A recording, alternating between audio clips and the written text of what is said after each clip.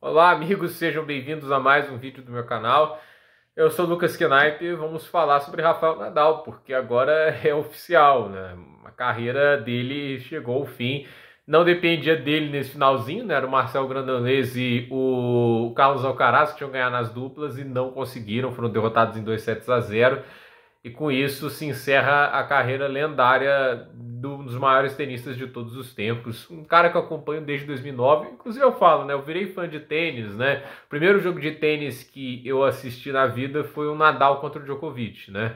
Eu me lembro que, assim, quando meu pai tinha comprado, né, o aparelhinho da Sky, começou a pagar aquela mensalidade, né? Tipo, o pacote que ele tinha comprado na época era o mais básico, né? E o do Sport TV só tinha o dois, né? Tipo, na época só tinha dois Sport TVs, o um e o dois, aí a gente só tinha o dois, que pra ele foi uma grande frustração. Depois a gente teve que aumentar o pacote, porque queria ver jogo do Atlético, né? E também o Brasileirão. E assim, como a gente não tinha lá muitos canais, não tinha telecine, não tinha nada, aí a gente ficava olhando esses canais de esporte. E no Sport TV 2 era na época onde passava tudo de tênis, né? Os Masters 1000, esse tipo de coisa. Então, uma época que o Sport TV 2 dominava o mundo do tênis. E assim, eu vi aquele jogo em Madrid, é um dos jogos mais lendários do Nadal, né? Uma das partidas de melhor de três mais extraordinárias da história. Eu falei, pô, coisa legal, né? Dois caras muito bons, né? Aí eu vivi aquela época, né? Que assim, o Federer, Nadal e Djokovic, eles eram inevitáveis, né? Tipo, tinha lá os caras que incomodavam, né? O Berdych, o Ferrer, Robin Soderling, entende? Andy Murray, né? Mas os três eram inevitáveis, eles sempre estavam lá, né? Sempre estavam nas decisões, né? Tanto é que eu só fui ver uma final de Grand Slam sem um dos três em 2014. Eu comecei a ver em 2009, só em 2014 que foi aquela final inacreditável, Nishikori e Tsitsipas, né? E pra mim foi um dos maiores choques que eu tive na vida vendo esporte, né? E assim, eu fui mal acostumado com esses caras, né?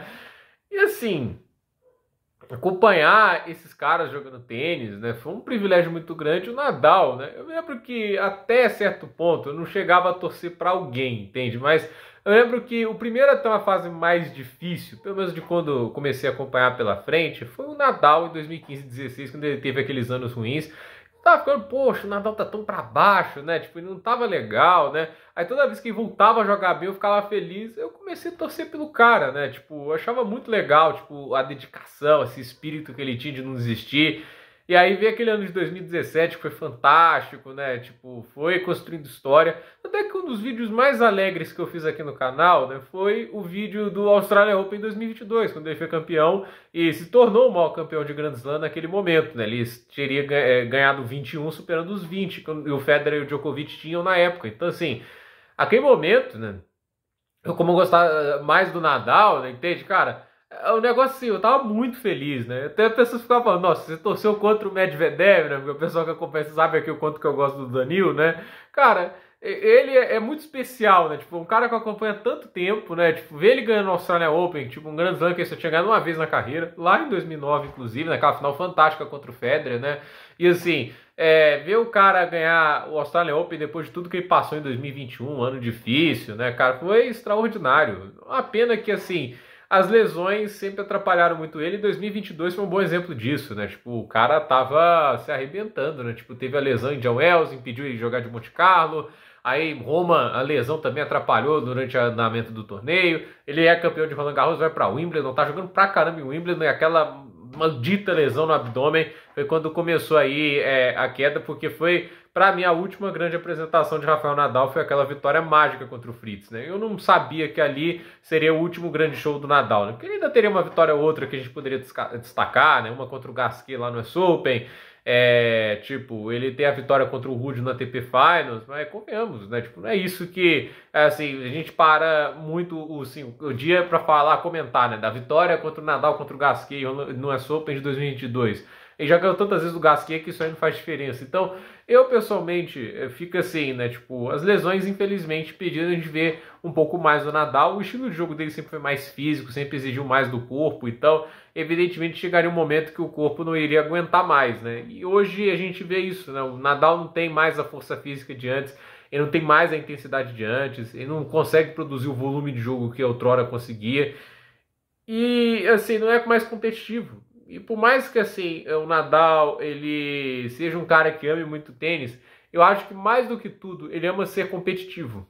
assim como o Djokovic, esses caras não estão assim pra... Eu acho que por tudo que eles já ganharam, por tudo que eles já se acostumaram a ganhar, não sou um cara pra ficar ali jogando um torneio, tipo, por exemplo, o Wawrinka é um cara que já podia ter aposentado. Ele continua jogando porque ele ama realmente, e realmente não parece se importar em estar lá atrás no ranking, porque é o que ele gosta de fazer. Tanto é que ele vai jogar ano que vem. Não tem necessidade, mas é porque ele gosta, né?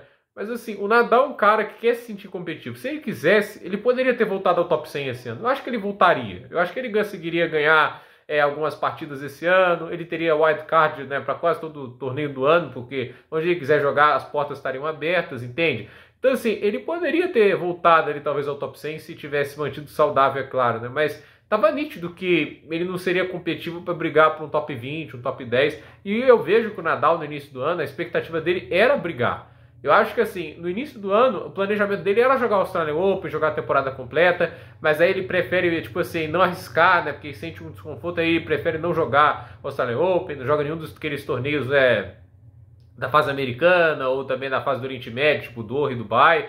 Ele tenta focar o máximo no Saibro, porque é onde ele acreditou que seria mais competitivo. Foi um grande choque de realidade no Saibro, né? Eu acho assim, o Nadal ter pulado todo aquele início de ano, para mim, foi um problema. Eu acho que ele perdeu muito ritmo, né? Acho que se ele tivesse mantido a intensidade do início do ano, porque tinha jogado bem o Brisbane, talvez ele estivesse jogando melhor no ano, mas assim, não conseguiu se manter saudável, não conseguiu manter um nível de tênis muito satisfatório.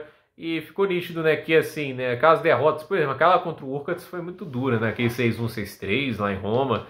Ficou nítido que aquele Nadal que ganhava muitos títulos, né, no Saibro, tudo isso não ia mais voltar. A derrota dele para o Zverev na primeira rodada de Roland Garros, por mais que tenha sido o Alexander Zverev, que ainda acabaria sendo finalista do torneio, cara, já era um sinal muito grande de que o Nadal que a gente conhecia não voltava. E assim, a gente tem que lembrar dele, né? A gente não pode chorar pelo que acabou, a gente tem que ficar feliz pelo que aconteceu. É uma lenda do esporte, nos deu.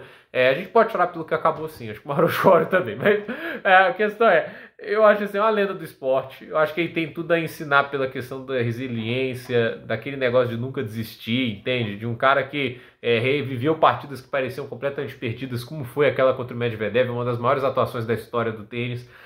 E assim, né, um cara que mudou uma geração do esporte, né, mudou o padrão dessa questão física de atleticismo, entende, né? Então, é um negócio, né, tipo, um cara tão marcante, ganhou 36 Masters 1000, 22 Grand Slam, 14 Roland Garros, gente. Ele ganhou 112 partidas em Roland Garros, só perdeu 4 jogos.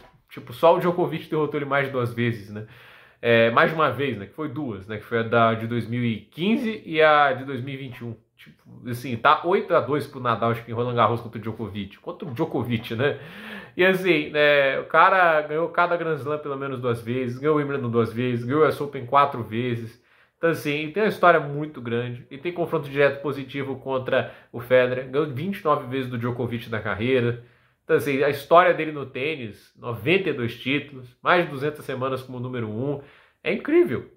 Assim, é uma lenda, né? Tipo, não tem muito o que a gente falar, tipo, olha, nesse ponto aqui poderia ter sido um pouquinho melhor, etc. Muita gente vai falar esse tipo de coisa porque, não ganhou ATP Finals e tudo isso, mas tudo que já conquistou, eu não acho que eu não tenho um ATP Finals que, tipo, reduz tanto essa figura do Nadal ao ponto de, assim, as pessoas falarem, não, ele aí não é tão bom. Tipo, tem gente que fica falando, ele não é tão bom fora do Saibro. Fora do Saibro tem 8 grandes lances.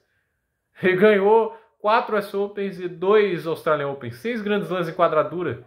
O Murray, que muita gente não vai falar que assim, vai pensar, ele é melhor que o Nadal em quadradura. Não tem esse número de títulos de grandes slams em quadradura, só tem um. Ele ganhou o US Open uma vez, aí tem 2 Wimbledons. O Nadal também tem. O Nadal tem 5 grandes slams de quadradura a mais do que o Murray. O Nadal tem o mesmo número de grandes slams fora Roland Garros do que o Agassi. Então, assim, o cara é muito subestimado fora do Saibro.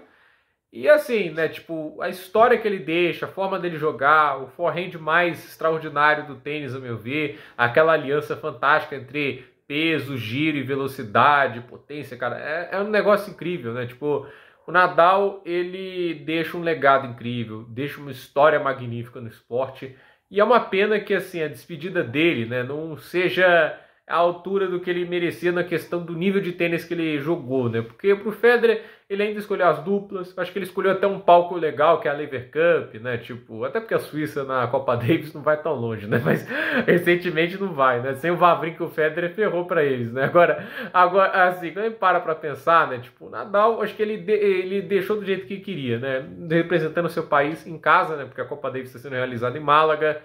E assim, né, no final, muitos parceiros, né, ex-amigos ali, amigos, né, ex não, né, tipo Ferré, Granolês, Bautista Agut, vários parceiros do tênis, agora o Alcaraz, né, tipo, essa jovem estrela do tênis que se inspira tanto nele, né, tipo, o Alcaraz fala abertamente que é o herói dele, o Rafael Nadal, então é incrível, né? Tipo, é legal que ele se despeça desse jeito. Eu queria que tivesse no nível melhor, mas a verdade é que se ele estivesse no nível melhor, ele não parava. Então, o Nadal deixa uma história incrível. É uma pena de se pensar, não vamos ter mais um jogo de Rafael Nadal. Mas tem mais de 1000 partidas pra gente lembrar dele. Então, assim, tem muitas coisas pra gente lembrar, grandes finais, grandes duelos. Os duelos contra o Djokovic, os duelos contra o Murray, os duelos contra o Federer. Tem muita coisa pra gente lembrar de Rafael Nadal e essa história gigantesca e grandiosa no tênis e no esporte. É um dos maiores atletas de todos os tempos e se despede do tênis com a cabeça erguida por tudo que construiu, por tudo que fez. Então, assim, muito obrigado, Nadal, por tudo, porque me ajudou a transformar num fã de tênis, me ajudou a entrar nesse mundo aqui de comentar tênis aqui no YouTube. Inclusive, um dos primeiros vídeos que eu fiz, né, que eu fiquei motivado a falar de tênis, foi a virada dele contra o Medvedev, não no Australian Open, mas sim no ATP Finals. Não vou lembrar, acho que exatamente o ano, acho que foi 2020, que ele estava 5-1 Medvedev no último set, ele buscou a virada, né? Eu falei, cara, que espetáculo, eu tenho que falar sobre isso. Então, assim, foi naquele dia eu falei de tênis, eu comecei a empolgar mais, né? Ainda num ritmo mais lento, mas hoje eu estou falando de tênis quase todo santo dia, né? E isso se deve muito ao Rafael Nadal. Então, obrigado, Rafael Nadal. Espero que ele tenha uma vida muito feliz e próspera após o tênis. Não sabemos o que ele vai fazer, mas de qualquer jeito, que ele tenha uma vida feliz. E o tênis, obviamente, agora está cada vez mais passando bastão. Mas o membro do Big Free se despede e agora só resta Novak Djokovic e aproveitar enquanto a gente pode acompanhar do Sérvio, porque nunca se sabe agora, né? O Sérvio já conquistou tudo, não sabemos o quanto que de motivação ele ainda tem ali para continuar jogando. Esse é outro cara que se move muito por competição. Vamos ver o que ele apresenta aí em 2025. Mas Novak Djokovic é o último membro do trio mais mágico da história do tênis e do trio mais mágico que o esporte já viu. Roger Federer, Nadal e Djokovic levaram o tênis para outro patamar. 2 deles já deixaram o esporte agora. Agora resta apenas o Djokovic aproveitar enquanto podemos. Gente, por esse vídeo é isso. Dúvida nos comentários, deixe seu like, se inscreva no canal, compartilhe esse vídeo e graças, Rafa!